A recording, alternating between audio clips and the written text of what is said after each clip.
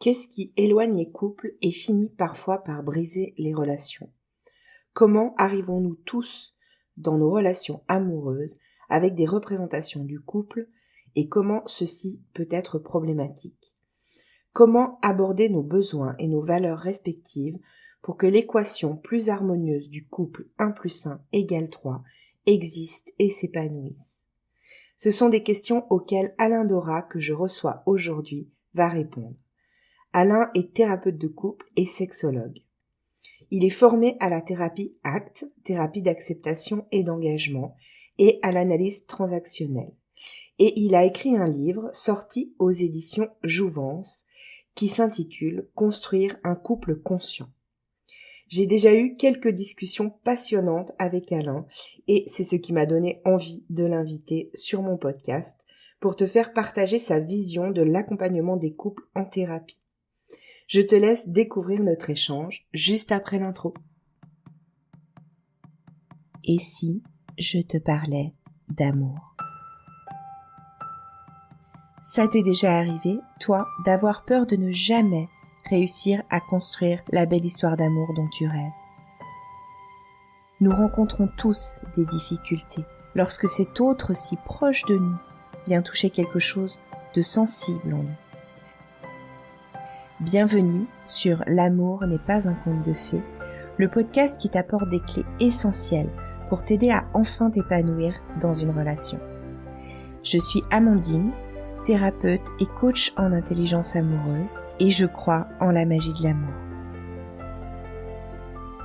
Ici, on parlera croyances, peurs, blessures émotionnelles, entre autres, et aussi de ta magie unique, celle qui fait que tu es tellement aimable. On y va? Tu me suis pour laisser tes freins dans le passé?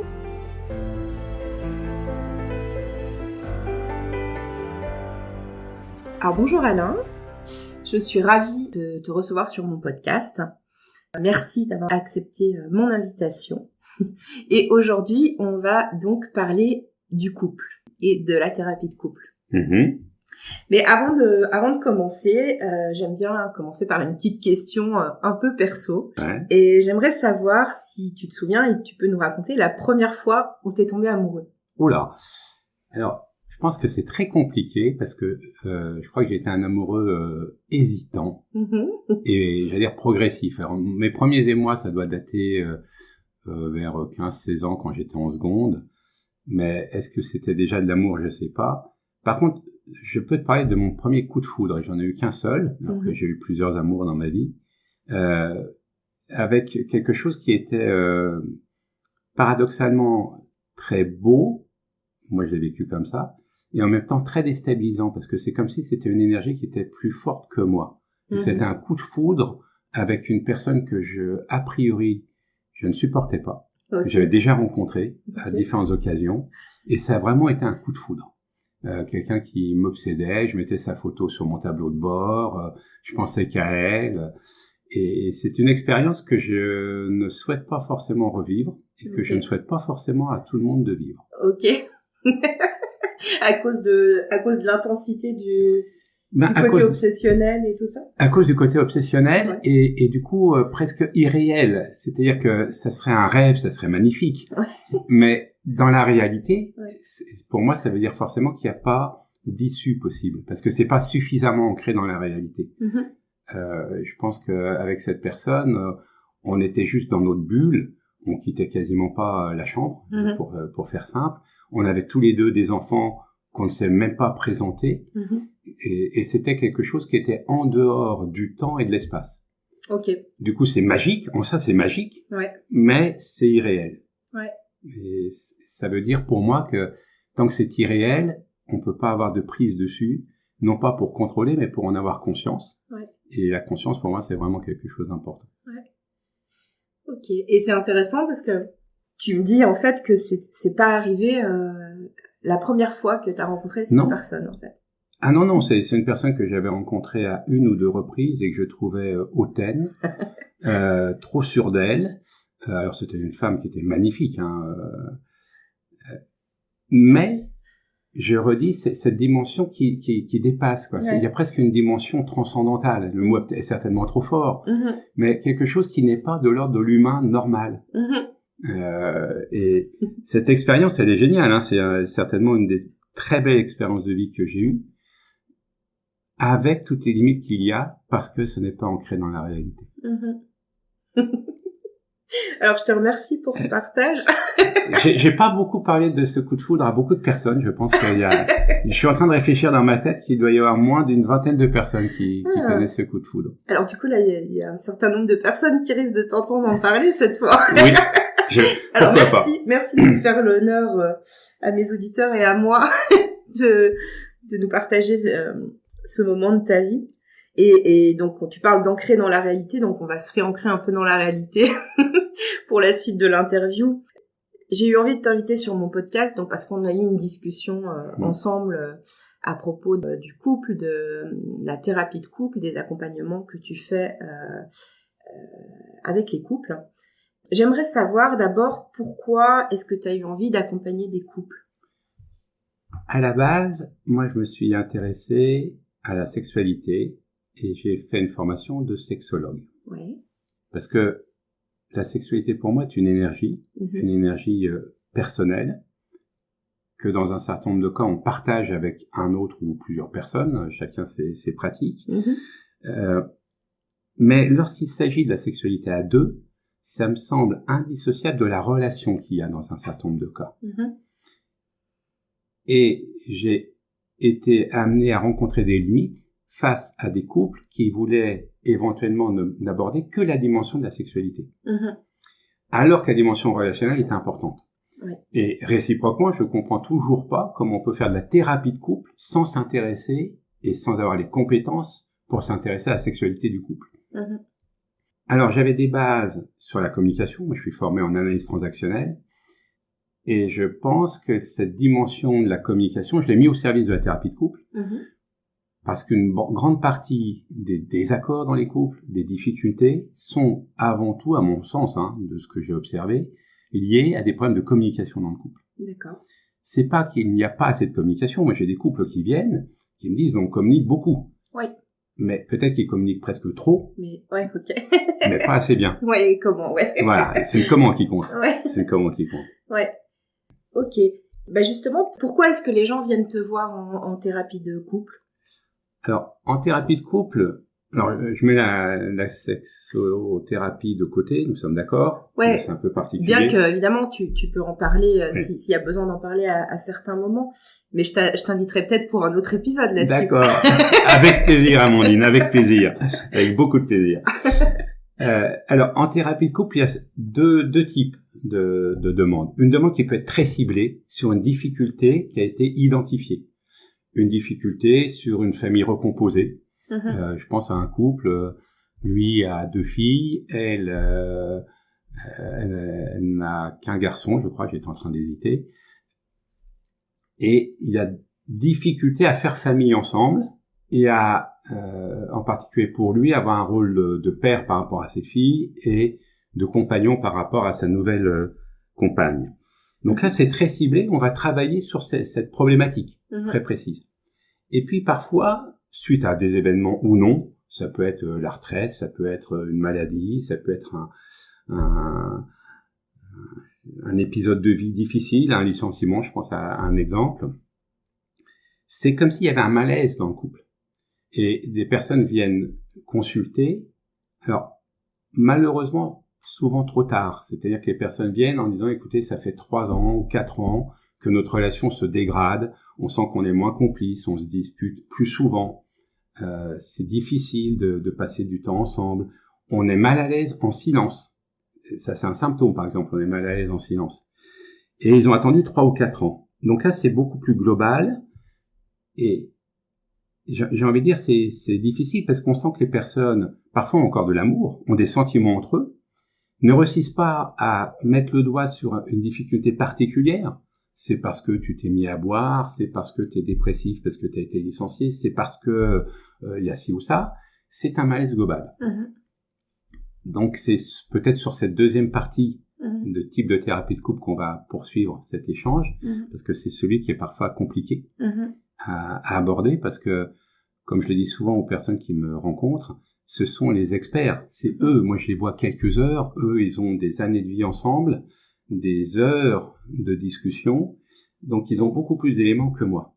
Et s'ils n'ont pas réussi à mettre le doigt sur la difficulté, je vois pas comment en 1 ou 2 heures, je vais pouvoir le faire. Ouais.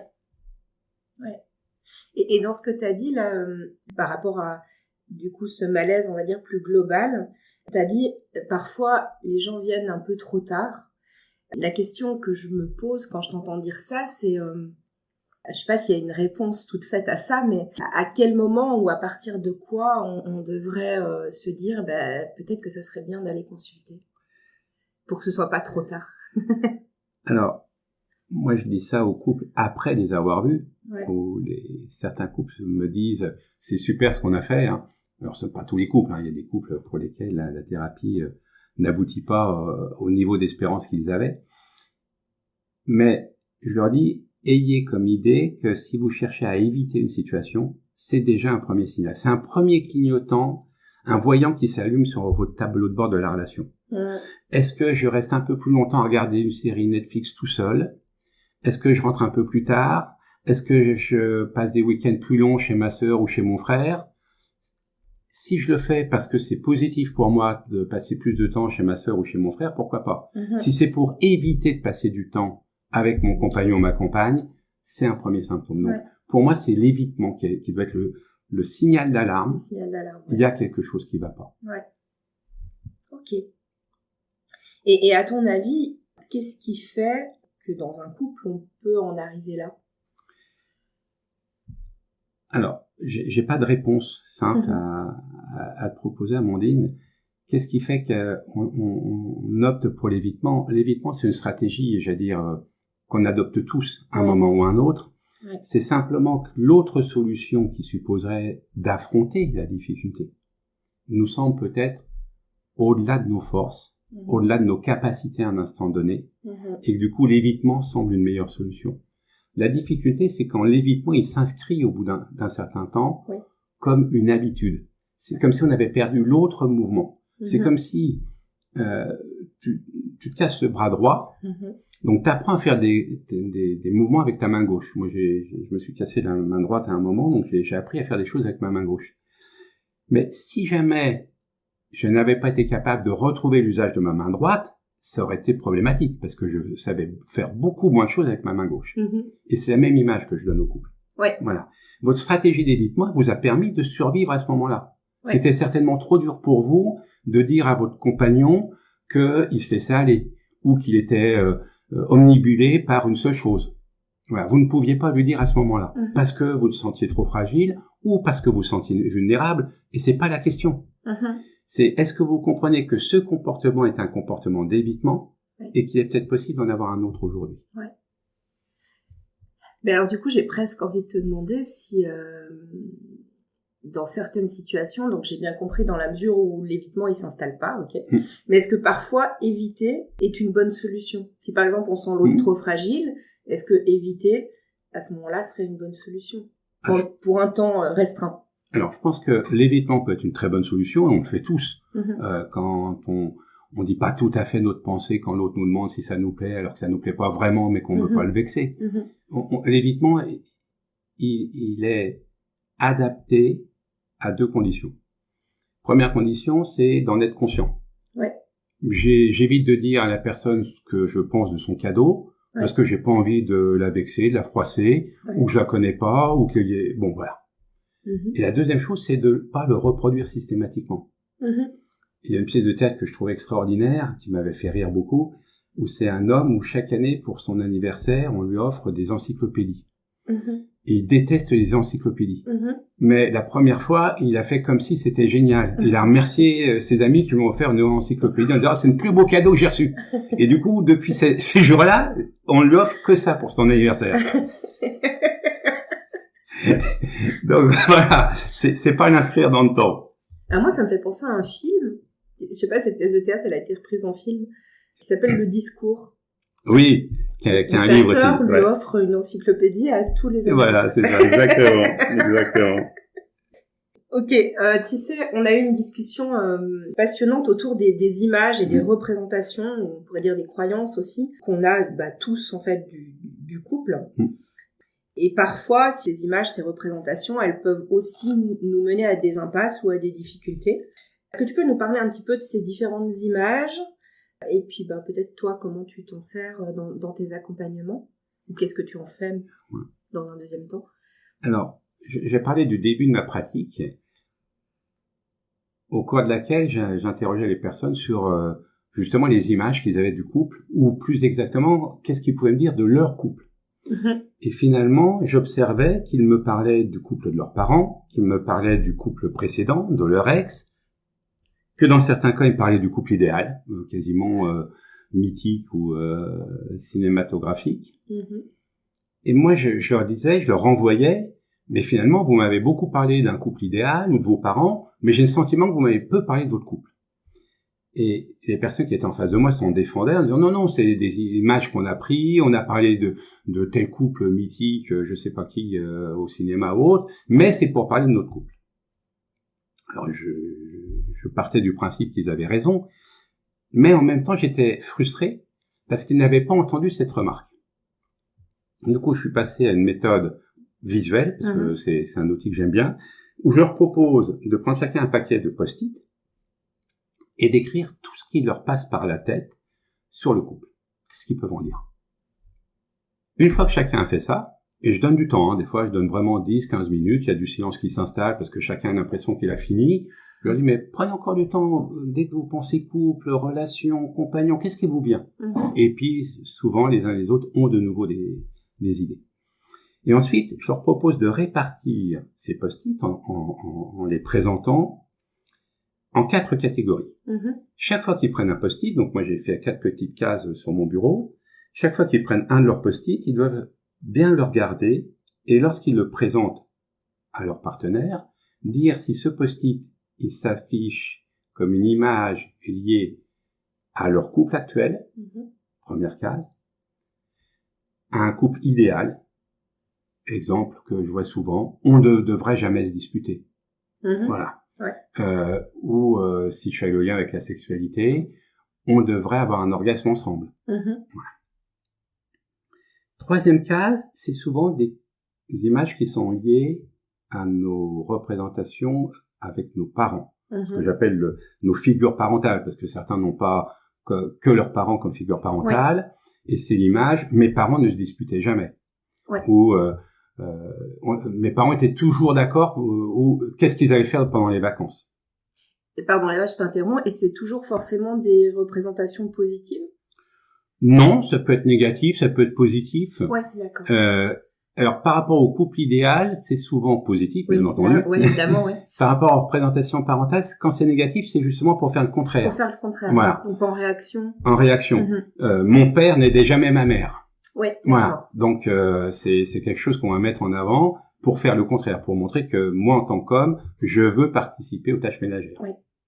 Même si je le fais de manière maladroite, ou que je vais être surévalué, valorisé par rapport à ça. Moi, j'ai eu un couple comme ça, où l'homme met ça dans le post-it. Mon père n'aidait jamais ma mère.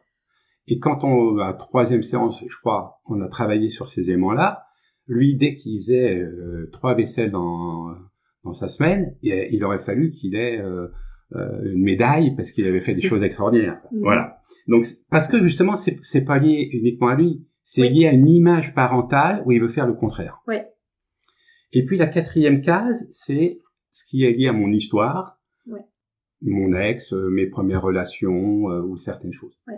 Et ce qui est intéressant, c'est qu'une fois que chacun a fait ce travail de présenter ces différents post-it, c'est de regarder qu'est-ce qu'il y a dans chacune des cases.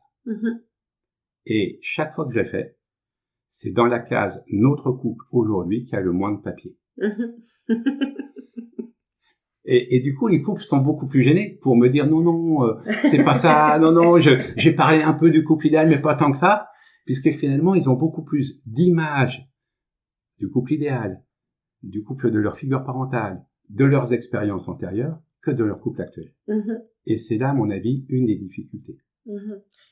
Donc j'imagine que, je fais l'exercice un peu dans ma tête et j'imagine que ça permet de prendre conscience que tout ce qu'on relie a priori à notre couple actuel, en fait, est influencé par d'autres choses, en fait. Et finalement, ça n'a pas grand-chose à voir avec notre couple actuel. Ça permet de prendre de la distance, sans doute.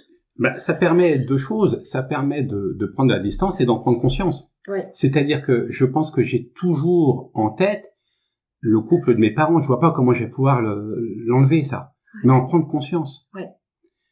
Ce que je dis parfois aux personnes, c'est le couple, c'est apprendre une nouvelle langue. Ouais. Okay, qu'on va devoir parler à deux. Ouais. Mais est-ce que vous pensez pouvoir désapprendre votre langue maternelle? Et c'est ça la question. Ouais. Est-ce que je peux désapprendre ce que j'ai comme image du couple idéal que j'ai ingurgité pendant des heures de films à la télé ou au cinéma, ouais. où tout est beau, merveilleux et ils eurent beaucoup d'enfants? Ça a commencé tout petit avec les contes. Eh oui. Ok. Ouais. Et du coup, la question, je peux pas désapprendre ça. Ouais. Je l'ai au fond de moi. Mais je peux en avoir conscience. Que ça, c'est pas la réalité de la langue que je peux parler dans mon couple. Ouais. Puisque j'apprends une nouvelle langue avec l'autre. Ouais. Ma langue maternelle, c'est le français. Et on a décidé, avec mon partenaire, de parler anglais. Ça va être compliqué quand même. Voilà. Et c'est, alors moi, j'utilise beaucoup de métaphores. Hein. C'est un des outils de base de la thérapie ACT. Ouais. C'est les métaphores. Comme ça, les personnes comprennent. Ouais. Et je leur dis, il y a peut-être un espace qui est votre espace mental. Vous rêvez peut-être toujours dans votre langue maternelle. Mais c'est votre espace mental. C'est pas forcément sur cet espace-là que votre compagnon ou votre compagne va pouvoir construire avec vous votre relation de couple. Alors, est-ce que ça demande je sais pas, j'imagine que j'ai une représentation du couple idéal. Si j'ai bien compris, ce que tu es en train de nous expliquer, c'est que voilà, cette image du couple idéal, elle reste à l'intérieur de moi. Par contre, est-ce que ça veut dire qu'il y a une partie de moi qui peut-être doit faire un chemin, alors peut-être le mot est fort, je ne sais pas, mais de deuil par rapport à ça, c'est-à-dire, ok, ça reste ma représentation interne, mais ce truc-là, je vais pas pouvoir le mettre dans mon couple. Alors, j'utilise parfois le mot deuil. Ouais. Quand l'un ou l'autre des partenaires est vraiment très attaché à une composante du couple idéal. Ouais. Le couple idéal, c'est un couple qui ne se dispute jamais. Ouais. Moi, j'ai eu régulièrement des couples où un des deux a ça en tête et l'autre dit mais c'est pas dramatique de se disputer si on sait se réconcilier. Ouais. Voilà. Non, on ne doit jamais se disputer. Donc là, je dis à la personne, il va falloir faire un deuil par rapport à ça. Parce que si votre couple il dure 20, 25 ans, il est probable qu'à un moment ou un autre, vous allez vous disputer. Du coup, la métaphore que j'utilise, c'est celle de la mousse au chocolat. Alors, pourquoi la mousse au chocolat? En gros, c'est le plat dont vous vous souvenez que votre mère faisait parfaitement bien. D'accord? Vous connaissez certainement un plat, vous dites, ah, ma mère, qu'est-ce qu'elle faisait ça bien. D'accord? Est-ce que vous allez vous empêcher de manger ce plat ensuite? Parce que chaque fois que vous allez manger de la mousse au chocolat, c'est pas tout à fait comme celui que faisait votre mère. Et c'est ça qui est intéressant. Plus jamais vous ne retrouverez la mousse au chocolat de votre mère. Ça, c'est votre couple idéal. Mais vous pouvez continuer à manger de la mousse au chocolat. Vous pouvez faire que vous disputiez avec votre partenaire, mais que vous appreniez à vous réconcilier. C'est les bases de la communication non violente ou d'autres choses. Par contre, cette mousse au chocolat idéal où on ne se dispute jamais, c'est juste dans l'idéal. Et on pourrait même apprendre finalement à aimer autant une autre mousse au chocolat. Exactement. Ouais. Et c'est là que moi j'apprécie beaucoup la thérapie ACT, parce que la thérapie ACT, elle part de l'idée que ce qui nous cause une certaine souffrance ou un mal-être, c'est une certaine rigidité. Je veux la mousse au chocolat telle que la faisait ma mère. Et c'est la flexibilité qui va nous apporter quelque chose. Comme tu me dis très justement, Amandine, je vais apprécier une autre mousse au chocolat, qui est au chocolat blanc, où j'ai découvert un autre goût, avec du rhum, ou je ne sais quoi. Et cette flexibilité va nous donner de nouveau du plaisir. Alors que sinon, on n'est que dans le regret, dans l'insatisfaction, puisqu'on n'a pas ce truc idéal qu'on voudrait saisir. Et on peut passer à côté de se laisser surprendre, d'avoir une belle surprise sur quelque chose qu'on n'attendait pas, en fait. Exactement. Ouais. Exactement. Ouais. Ok. Et du coup, donc ces images, je reviens sur ce que tu disais, donc ces images de couple idéal, celles qui sont issues de nos expériences passées et celles qui sont issues de nos modèles parentaux, représentants parentaux. Donc on les garde en nous. Quand tu accompagnes les couples, du coup, et que tu leur as fait prendre conscience de ça, enfin qu'ils ont pris conscience de ça à travers ce que tu leur proposes comme exercice avec les cartes. Donc oui, j'ai trouvé hyper intéressant que tu dises finalement ces trucs-là, on va pas s'en débarrasser. Non. Ça va rester là dans notre monde intérieur. Donc l'idée c'est quoi? C'est de prendre plus de distance par rapport à ça? Ou de focaliser sur... qu'est-ce que t'en fais une fois que t'as expliqué aux gens que c'est là, ça a le droit d'être là? Non seulement ça a le droit d'être là, mais c'est presque une partie constitutive de la personne. Simplement, c'est quelque chose que, d'une certaine manière, tu ne peux pas actualiser aujourd'hui. Tu sais que tu l'as derrière toi. Ouais. Imagine que ta langue maternelle, ce soit le français, et que tu vives au Kazakhstan. Ouais. D'accord? Pas dans une communauté d'expatriés. Ouais. Ça veut dire quoi? C'est-à-dire que si tu t'obstines à parler que le français, tu vas peut-être quasiment plus parler, ni rencontrer de personnes, ni communiquer. Et c'est ça, si tu restes axé sur tes images, ancré à tes images, attaché à tes images, tu vas être que dans l'insatisfaction.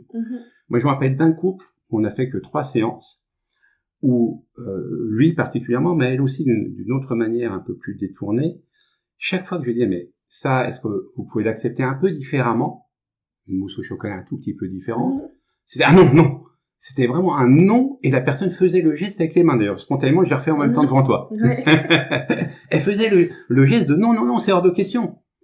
Et au bout de la 3e séance, je lui ai dit que j'étais certainement pas le thérapeute adapté, parce que je ne les aidais pas à évoluer. Si on ne change rien, comment faire évoluer la situation? Donc, lui avait des visions de... Il a dit à un moment, ça m'a presque choqué. Si un jour ma mère est malade, elle viendra chez nous, et si tu ne veux pas, je partirai avec ma mère. Voilà. Parce que il me parlait de fidélité, il parlait de ce que sa mère avait fait pour la mère de son père, voilà. Donc il est attaché à tout ça. Il réfléchit pas s'ils sont dans un appartement de 50 mètres carrés, s'ils ont aucune idée. Il est attaché à ça. Et c'est un petit peu ce que je te disais tout à l'heure. Je fais le lien presque avec le coup de foudre. Le coup de foudre, c'est magnifique. Cette fidélité filiale de cet homme, on pourrait trouver ça magnifique. Ouais. Sauf que c'est déconnecté, c'est pas ancré. Ouais. C'est pas ancré d'une réalité. Est-ce que leur maison est assez grande? Est-ce que sa femme s'entend avec sa mère? Est-ce que voilà. Et je trouve qu'il faut faire attention à ces éléments qu'on peut trouver beaux, mais déconnectés d'une certaine réalité. Et pour moi, c'est ça le romantisme. C'est ce qui est beau, mais qui n'est pas réel. Et je leur dis tous, je suis pas du tout un grand romantique. Mais alors, est-ce qu'on peut être romantique en étant à la fois ancré dans la réalité, d'après toi? Alors, j'ai ma petite idée, mais c'est une toute petite idée, c'est que c'est ce qui se passe au début de la relation, quoi. C'est la lune de miel. C'est ça le romantisme. Parce que on le vit aussi. On le vit dans cet élan qui est magnifique. Voilà. C'est pas par hasard que je crois que plus du tiers des relations amoureuses naissent l'été. Parce qu'on est déconnecté, on est en vacances, on n'est pas ancré dans sa réalité, de son rythme, de sa fatigue, d'une heure de RER. Donc là, il n'y a pas de problème. On peut ancrer le romantisme dans une réalité qui n'est pas notre réalité quotidienne. Ouais. Ok. Et en même temps, alors moi je crois que je suis une grande romantique, hein, mais j'ai envie de croire que du coup on peut avoir des moments de romantisme non ancrés dans la réalité et d'autres moments dans la réalité du coup. Je suis pas un expert en romantisme, donc je n'engagerai pas la discussion avec toi, Amandine, sur ce sujet. Ça marche. Du coup, qu'est-ce que tu proposes Comment tu proposes de continuer le travail après la prise de conscience de ces images? Alors, une fois qu'on a fait ça, visuellement sur un damier que je t'ai présenté, je fais évoluer ce damier en montrant qu'on va repousser ces images à l'extérieur. Ouais. Elles sont là, soit, mais elles sont là comme des tableaux, comme le magnifique tableau qui est derrière toi. C'est de la décoration, on est dans une pièce, on n'est jamais dans l'espace, quoi. Donc il y a une déco, il y a des meubles, il y a tout ça autour. Ouais. Et puis là, aujourd'hui, on va essayer de commencer par travailler chacun sur soi. Non pas en thérapie individuelle, ce que je ne fais pas, mais simplement pour réussir à définir le fameux 1 plus 1 égale 3. Il commence par le 1 plus 1. Aujourd'hui, on va prendre l'équation dans l'ordre. Donc le 1 plus 1, c'est quelles sont mes bases sur lesquelles je peux m'appuyer. Et mes bases, pour moi, ce sont mes besoins. Quels sont vos besoins dans votre couple? Et ça, c'est vraiment important parce que trop souvent, lorsque les personnes ont parlé du couple idéal, et que je leur demande ensuite, par exemple, leurs besoins, la personne réfléchit et dit qu'on se dispute jamais. Mais je leur dis, c'est pas un besoin, ça. Un besoin, il ne se formule pas de manière négative. Et c'est pas le on, c'est j'ai. Donc, je pense à une personne, André. André, c'est quoi votre besoin? Voilà. Et trop souvent, on nous a pas appris à formuler nos besoins. Et je pense que c'est la base d'une certaine sérénité. Quels sont mes besoins? Parce que je trouve qu'on nous a appris à accepter des besoins, j'allais dire, standardisés. Ouais.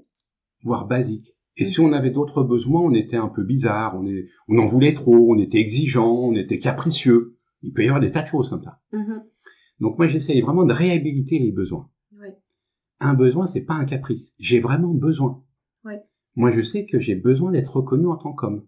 Ouais. Parce que ma masculinité n'a pas toujours été ancrée comme je suis quelqu'un qui est sûr de lui avec les femmes, je suis quelqu'un... Voilà. Donc c'est un besoin que j'aurai peut-être jusqu'à ma mort, qui va en s'atténuant, hein, je me soigne quand même, qui va en s'atténuant au fil des années, mais ça reste un besoin pour moi. Ouais.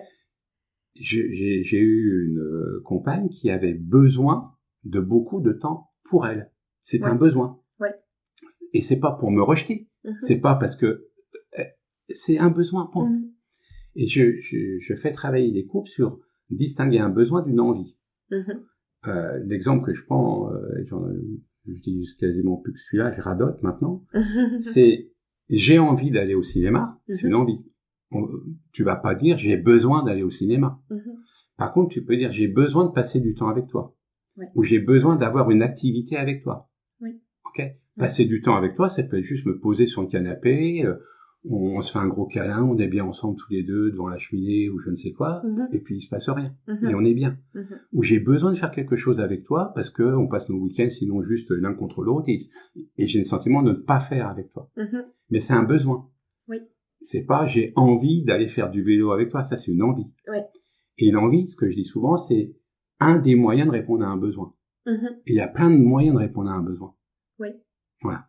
Et trop souvent, si on ne connaît pas notre propre besoin, on va pas réussir à répondre de manière adaptée à l'autre et à soi lorsqu'il y a une demande de l'un ou de l'autre. Je pense à un exemple d'un couple où lui était routier.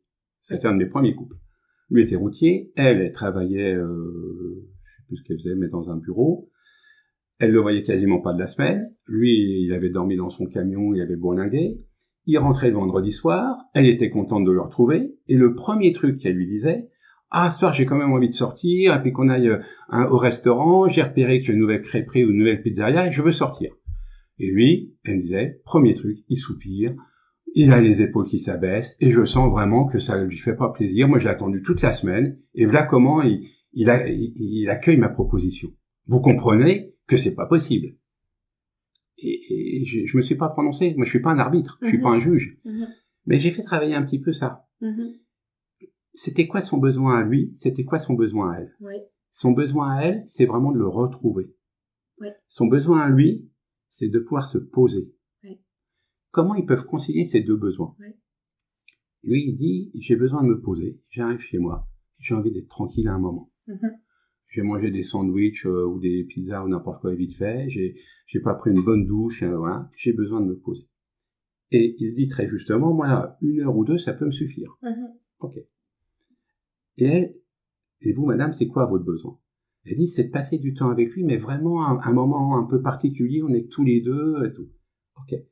Est-ce que s'il prend 1 heure ou 2 pour lui, il prend une douche, il fait ce qu'il veut, il s'abachit à regarder ses mails, voilà. Et qu'après vous faites quelque chose ensemble, est-ce que ça vous va? Ah oui, c'est parfait. Si vous faites venir des pizzerias chez vous, et que vous mangez les pizzas en regardant quelque chose ensemble, ah oui, si c'est pas un match de foot, je me rappelle, c'était sa réponse.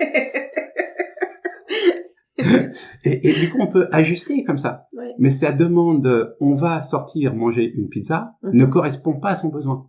Ouais. Et lui disait, très justement, une semaine sur 2, j'accepte. Parce que je vois bien que sinon ça va pas. Ouais. Mais vous comprenez bien, dans ce cas-là, je leur dis à tous les deux, que ça ne satisfait ni l'un ni l'autre. Oui, une semaine, il y en a un qui est frustré et l'autre semaine, c'est l'autre. Donc... Mais, et finalement, les deux sont frustrés parce que même quand il va à la pizza, lui n'a pas respecté son besoin de prendre cette période d'1 heure ou 2, qui est pas dramatique. Voilà. Ouais. Et ça, c'est important de le comprendre. C'est qu'ils peuvent respecter leurs besoins en trouvant une solution commune. Ouais. Mais si jamais on reste juste, j'ai envie de ça, ah tu veux pas, ah ça veut dire que tu fais la tête, tu m'aimes pas, on va pas pouvoir construire sur des bonnes bases. C'est pour ça que pour répondre à ta question, Amandine, de manière un peu longue, je commence par les besoins, parce que c'est ça qui est important. Ouais. C'est vraiment ces besoins. Et qu'effectivement, c'est des fois déjà pas facile de savoir les identifier chez soi, plus ou moins, je pense plus ou moins suivant les personnes. On n'a pas l'habitude de faire cet exercice-là, et surtout, comme tu dis, de regarder ce qu'il y a derrière. Enfin, ce qu'il y a derrière, ce qui est vraiment le besoin, en fait, derrière la proposition, dans ton exemple de on va dîner, quoi, en fait. Tout à fait. Et ça, c'est quelque chose que les gens, ils arrivent facilement à faire, d'aller chercher leurs besoins. C'est paradoxal parce que c'est pas si facile que ça. Ouais.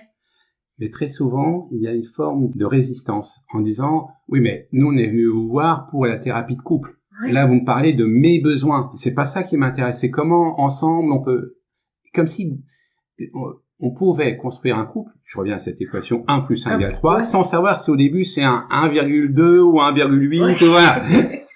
Ok. Et on sait pas. Donc je leur dis oui, ok, on va peut-être passer une séance à parler sur les besoins. On va en profiter pour parler sur la communication entre vous, sur l'ajustement, ça c'est important. Mais très souvent, il y a plutôt un rejet de ma proposition. En disant, je suis pas venu travailler sur mes besoins. Je suis venu travailler sur comment nous, dans le couple, on peut moins se disputer, mieux s'entendre. Oui. Oui, directement sur sur la troisième entité de ce 3 là. Voilà, c'est exactement. En oubliant en fait le 1 et le 1 qui sont quand même deux individus. Tout à fait. Enfin, les deux individus qui vont constituer. Qui créent l'entité 3, quoi. Exactement. Et ils veulent travailler sur le 3 tout de suite. Ouais. Et je leur dis, c'est compliqué quand même. Si vous posez pas ces deux premiers éléments, et on va pas faire un travail de thérapie individuelle, c'est pas du tout l'objet. Je leur dis, on va juste regarder 2 éléments. Donc, ça, le premier, c'est les besoins. Les besoins, oui. Et puis, le deuxième élément que nous allons regarder, ça va être les valeurs. Ça va être les valeurs parce que, trop souvent, le couple idéal, il sert un peu de vision à long terme. Ah, ça sera génial quand tu seras à la retraite. On sera tous les deux, tranquillement, à s'occuper de nos chats, à faire je ne sais quoi. Mais finalement, cette vision-là, est-ce qu'elle correspond bien à nos valeurs, à ce que l'on souhaite l'un et l'autre? Et exactement comme on va travailler sur nos besoins, c'est quoi nos valeurs? Parce que nos valeurs, c'est quand même quelque chose qui nous définit, ou qui, au moins, nous aide aussi à avancer dans la vie. Si ma valeur, c'est le travail, ça va poser un certain nombre de questions au moment où je vais être à la retraite.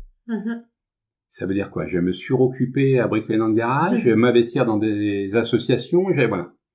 Si ma valeur, c'est l'argent, ça veut peut-être dire que je vais m'intéresser à combien j'ai euro après euro sur mon compte. Si ma valeur, c'est la famille, voilà, et ainsi de suite. Donc réfléchir à nos valeurs, c'est aussi quelque chose d'important. Et on voit bien que le couple idéal, il sera peut-être toujours derrière, mais il colle tellement pas à nos images. C'est comme quand on achète un truc sur un catalogue ou sur Internet, quoi. Moi, quand j'achète des fringues sur Internet, ça me va pas, quoi, en général. Parce que c'est pas moi, mais elles sont magnifiques. Moi, j'adore. Ok? et c'est vraiment la même chose. Donc, travailler sur les valeurs, c'est qu'est-ce qui me va et qu'est-ce qui me convient. Voilà.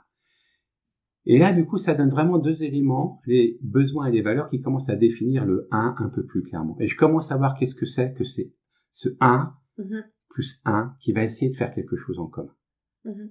Donc, par rapport aux valeurs, est-ce qu'on a besoin d'avoir les mêmes valeurs? On n'a pas besoin d'avoir les mêmes valeurs. Okay. Ce qui peut être problématique, ça m'est arrivé 1 ou 2 fois, c'est d'avoir des valeurs complètement antinomiques. Oui, okay. Ça, c'est compliqué. Oui. Ça, c'est compliqué. Si on a 2 valeurs complètement à l'opposé, mais on n'est pas du tout obligé d'avoir les mêmes valeurs. Ok. Si on a des valeurs communes, ça va être bien. Souvent, on va se rendre compte qu'on va se retrouver sur ces éléments-là. Ouais. Mais je pense à un couple où la personne était issue d'une famille italienne de 4 ou 5 enfants, je crois, pour qui la famille était extrêmement importante.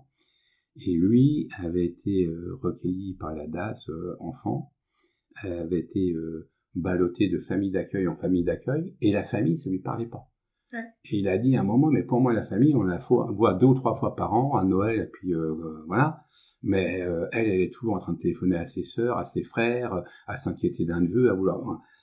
C'est compliqué. Mm-hmm. C'est que la valeur famille, pour lui, à juste titre, avec son histoire, n'avait pas de sens. Et pour elle, culturellement, ou parce que ça a vraiment du sens, ouais. C'est ça qui est intéressant aussi. Ouais. Quand j'ai interrogé la valeur, c'est pas parce qu'elle est issue d'une famille de 4 ou 5 enfants que la famille est sa valeur. Ouais. C'est intéressant de l'interroger. Ouais. Parce que est-ce que c'est idéal? Est-ce que c'est quelque chose qu'elle a adopté pour avoir le même modèle que ses parents? Ouais.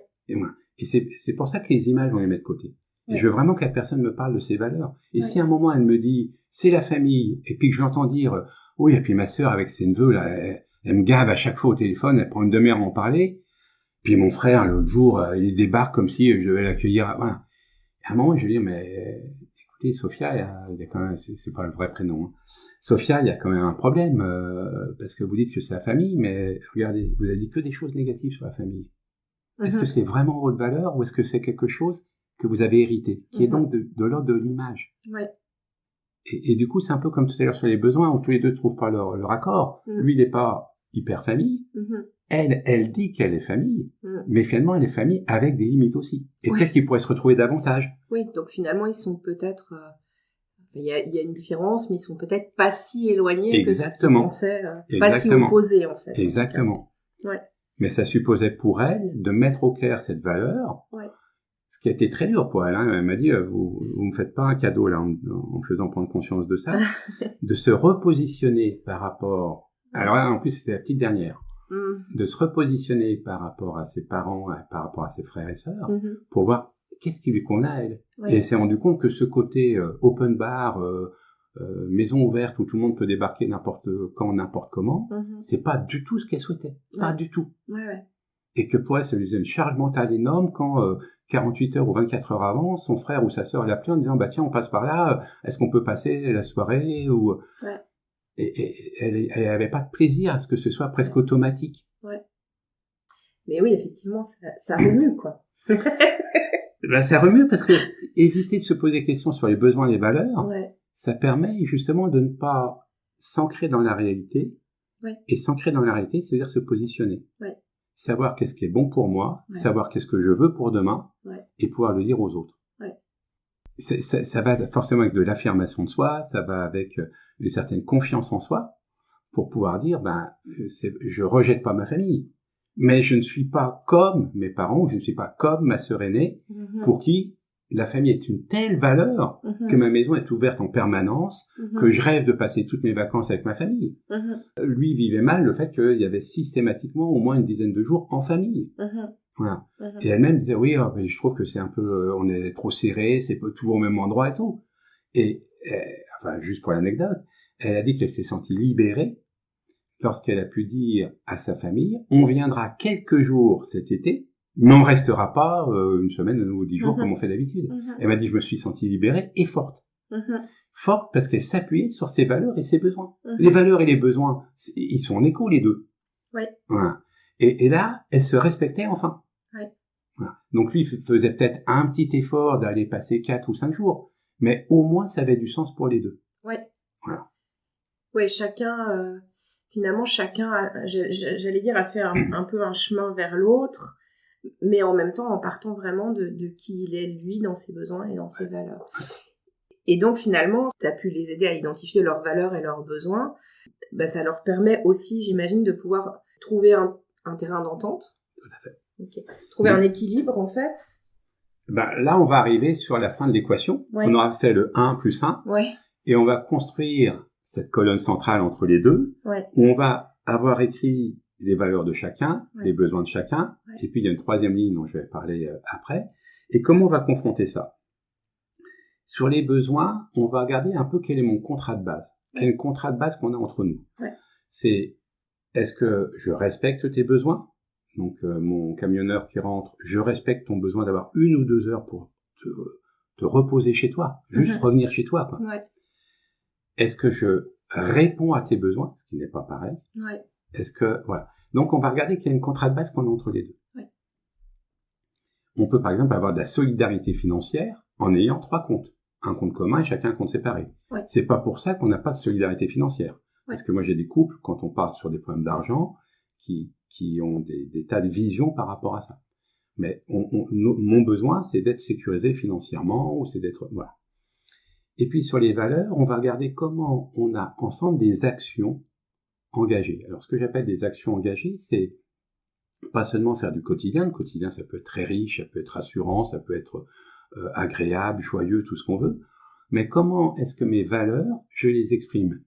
Si je dis que ma valeur, c'est la famille, bah, ça veut bien dire qu'à un moment, je vais aller la voir, je vais l'appeler régulièrement, je vais l'inviter ou autre. Comment ensemble on fait ça? Et je pense à un couple qui était famille, où ils ont réussi à organiser des Noëls, y compris avec leurs ex, pour faire plaisir à leurs enfants. Voilà. Mais ils l'ont fait, alors qu'ils disaient qu'ils vivaient mal le fait d'être une famille recomposée, qui était ci et ça. Mais comme la famille était vraiment quelque chose d'important, et on le sentait pour les deux, ils ont réussi à mettre ça comme action engagée, en disant, on a réussi à l'organiser, c'était super, l'année prochaine on essaiera de faire mieux, ou encore plus, voilà. Donc, d'avoir quelque chose en commun. En même temps, s'il n'y a pas d'action engagée, c'est pas dramatique.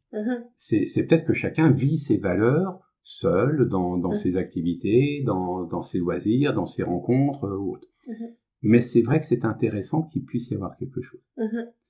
Et puis la troisième ligne, c'est qu'une fois qu'on a regardé un peu notre contrat de base par rapport à nos besoins, qu'on regarde nos actions engagées par rapport aux valeurs, la troisième ligne, c'est comment on communique. C'est-à-dire que ici et maintenant, comment je communique avec toi? Est-ce que je te regarde dans les yeux?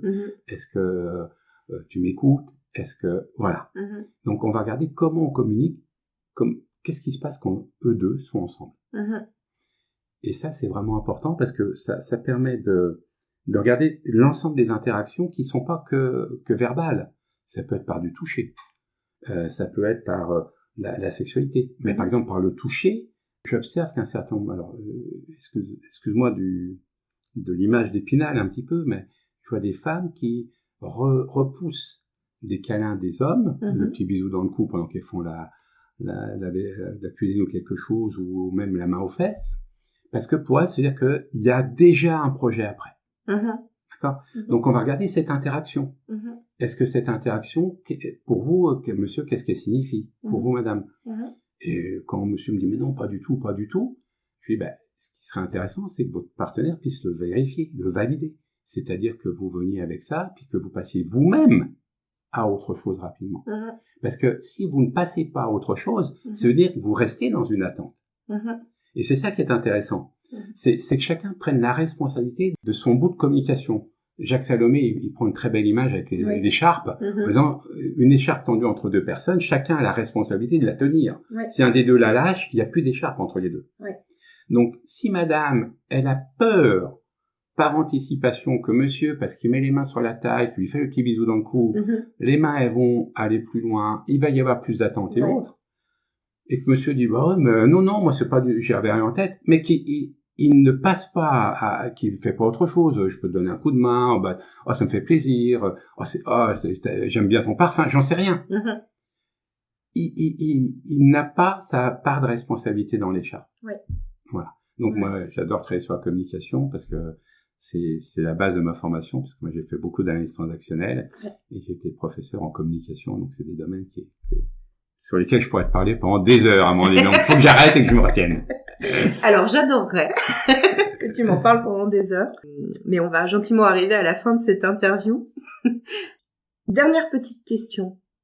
Alors au-delà de tout ce que tu nous as expliqué là, qui est hyper riche et hyper précieux, est-ce qu'il y a une chose en particulier, alors je sais pas si on pourrait appeler ça conseil primordial que tu aimerais donner au couple pour avoir un couple évidemment sain et épanoui, c'est l'idée. Moi, je pense que l'important, c'est de se connaître. De se connaître. Alors, j'ai envie de dire, en deux temps, se connaître, justement, je reviens sur les besoins et valeurs, mais aussi ce qui est bon pour nous, quoi. Ouais. Donc, se connaître soi. J'aime bien dormir sous 3 couettes, ou j'aime bien dormir à la fenêtre ouverte, ça peut être aussi bête que ça, quoi, se connaître. Et puis ensuite, être conscient. Alors, être conscient, moi, je suis pas un grand éveillé, je suis pas un grand sage, ni quoi que ce soit. J'essaie juste de repérer des fois le fait que je répète certaines choses. Que je répète certaines choses qui ne m'apportent pas de satisfaction. Et du coup, quand j'en prends conscience, moi, je me dis, tiens, qu'est-ce qui se passe? Est-ce que je l'ai fait pour l'autre? Et ça peut être un don, un cadeau de ma part. J'aime pas aller à cet endroit-là, mais l'autre, c'est important pour lui de voir sa grand-mère, ou ça lui rappelle ses souvenirs, j'y vais. Voilà. Mais j'en ai conscience. J'y vais pas en grognant, encore une fois, on va là-bas. Voilà. Donc pour moi, c'est se connaître. Et puis, c'est rester un observateur de soi. Moi, j'aime bien, alors je sais pas si j'ai un problème métapsychosociologique ou je ne sais quoi, mais j'aime bien des fois avoir l'impression de m'observer. De voir que je suis en train de dire oui, mais que je pense non. Ou que je joue un jeu. Comment on voit qu'on joue un jeu, c'est qu'on connaît déjà la réponse de l'autre, et on connaît déjà la réponse qu'on va faire à la réponse de l'autre. C'est ça un jeu en analyse transactionnelle. Ouais. Donc une fois que j'observe ça une ou deux fois, je me dis tiens, pourquoi je joue avec cette personne au lieu d'être moi tel que j'ai envie d'être. Et ça, moi je suis aussi, j'allais dire, mauvais que les autres en termes de spontanéité. Je suis pas capable de le faire sur le vif. Mais quand je l'observe 3-4 fois, ben, je peux à un moment me dire tiens, qu'est-ce qui se passe? C'est dans quelles circonstances? Avec quelle personne? Sur quel sujet? L'argent, voilà. Et pour moi, c'est les deux bases dans un couple. Ok, donc revenir à soi, en fait, revenir à soi, se connaître. Et s'observer. Pour être dans une meilleure relation avec l'autre, en fait. Moi, j'ai vraiment le sentiment, mais c'est peut-être une vision du couple idéal chez moi, que deux personnes authentiquement elles-mêmes ne devraient pas ou n'auront pas de problème dans leur relation. C'est peut-être mon mythe à moi, de croire que si je suis authentiquement moi-même et que mon ou ma partenaire est authentiquement lui-même, il n'y aura pas de problème dans notre relation. Et ça me fait juste penser que du coup ça demande alors de se connaître, de s'observer et de s'accepter aussi. Oui. Ce qui n'est pas toujours évident. Pour personne à certains moments, j'imagine. Ce qui est loin d'être évident. Et puis je pense que je m'accepterai pas jusqu'au bout de ma vie, quoi. Quand je sais que j'ai besoin d'être reconnu en tant qu'homme ou ci ou ça, c'est simplement avoir conscience que si je ne perçois pas ce que je fais de manière automatique, je vais continuer à le faire de manière automatique. En analyse transactionnelle, c'est toujours ce que je dis aux personnes. Vous n'allez pas transformer ce que vous allez faire spontanément et ce que vous allez faire sous stress. Et va être vraiment quelque chose qui va répondre à vos drivers, à vos scénarios de vie et ainsi de suite. Mais vous pouvez en prendre conscience pour lorsque vous êtes bien avec la personne que vous aimez, dans le contexte qui vous va, ne pas partir dans ces jeux. Oui, je pensais aussi que des fois, on voit et on connaît des choses chez nous, mais qu'on refuse, et du coup, on essaye de se montrer d'une autre façon. Évidemment, du coup, ça nous prive d'authenticité. C'est aussi à ça que je pensais dans l'histoire de s'accepter, d'accepter, je pense notamment aux choses, effectivement, qu'on n'aime pas chez nous, par exemple. Pour moi, c'est le creuset de l'intimité. Pour moi, on peut être très intime avec une personne si on accepte de dire qui on est de manière vulnérable, si on accepte qui est l'autre. Moi, l'exemple que j'ai donné plusieurs fois en conférence, parce que c'est vraiment un grand moment d'intimité que j'ai vécu, avec une personne à qui on animait des week-ends ou des stages sur la relation de couple. Et c'était un week-end à Nantes, et on avait fait la première journée. On avait loué un Airbnb où il y avait même 2 amis qui étaient là aussi. Et le lendemain matin, après une soirée super sympa, cette personne se plante à 50 cm de moi, alors qu'on avait pris un super petit déjeuner et tout, et me dit, il faut qu'on parle, parce qu'hier, à un moment, je me suis pas senti bien. Avec ce que tu as dit. Et le fait qu'elle ait même rajouté le avec ce que tu as dit, après avoir marqué un temps d'arrêt, parce que on a toujours peur un peu de blesser l'autre et tout. C'était un des meilleurs moments d'intimité que j'ai vécu avec cette personne. Ouais. Parce que il y a eu quelque chose de fort qui s'est passé entre nous, simplement parce qu'elle a osé dire qu'elle s'était sentie mal, qu'elle voulait en parler, et que j'avais une part de responsabilité là-dedans. Ouais. Et ça, c'est des petites bulles d'intimité. Ouais. Et du coup, moi, j'ai envie de dire, c'est que du bonheur, c'est de l'or, quoi. Ouais. C'est de l'or. Ouais, oui, c'est ça, c'est que parfois on n'ose pas, mais en fait, c'est dans...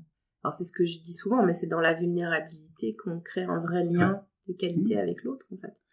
Parce que peut-être que si elle n'avait pas rajouté avec ce que tu as dit, je serais parti dans l'idée un peu paternaliste, comme je peux l'être parfois, de explique-moi, dis-moi, et elle aurait peut-être pas osé. Elle a vraiment posé ce qu'il fallait pour créer cette bulle d'intimité. Ouais. Et là, c'est s'accepter, et puis accepter de ne pas être reçu par l'autre aussi. Oui. C'est ça l'intimité. Oui. C'est que j'aurais pu m'en défendre tout de suite. En disant, attends, hier, qu'est-ce que j'ai fait? Pourquoi t'en parles ce matin? Voilà. Donc, ces bulles d'intimité, elles sont riches. On les vit souvent avec notre partenaire amoureux. Mais je pense qu'on peut les vivre en amitié, on peut les vivre avec des personnes qu'on croise comme ça. C'est vraiment des moments magiques. Mais je te remercie, Alain, pour tout cet échange. Est-ce qu'avant qu'on se quitte, tu as envie de nous partager quelque chose d'autre ou nous dire où est-ce qu'on peut te trouver, te retrouver, une actualité, je sais pas, est-ce que tu as quelque chose que tu as envie de nous partager? Alors, en termes d'actualité, moi, j'ai pas beaucoup d'actualité. Je peux juste te dire que je consulte juste à côté de Thonon-les-Bains. J'ai un site internet, bien entendu. J'ai aussi une activité dans le cadre d'une association sur l'éducation à la sexualité.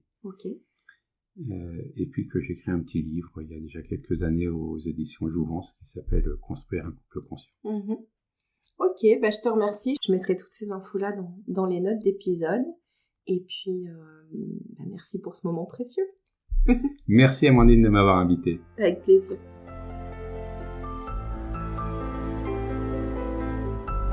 J'espère que cet échange avec Alain t'aura inspiré et aidé à comprendre certaines dynamiques qui se jouent peut-être dans ton propre couple ou qui se sont jouées dans tes histoires passées. Si tu as aimé cet épisode et que tu apprécies le podcast, tu peux lui offrir 5 étoiles sur ta plateforme d'écoute préférée. Et je te remercie pour ton écoute, car si le podcast existe et s'il continue à grandir et à évoluer, c'est grâce à toi. Je te dis à très bientôt, à dans 15 jours pour un nouvel épisode, et en attendant, prends soin de toi. Bye bye.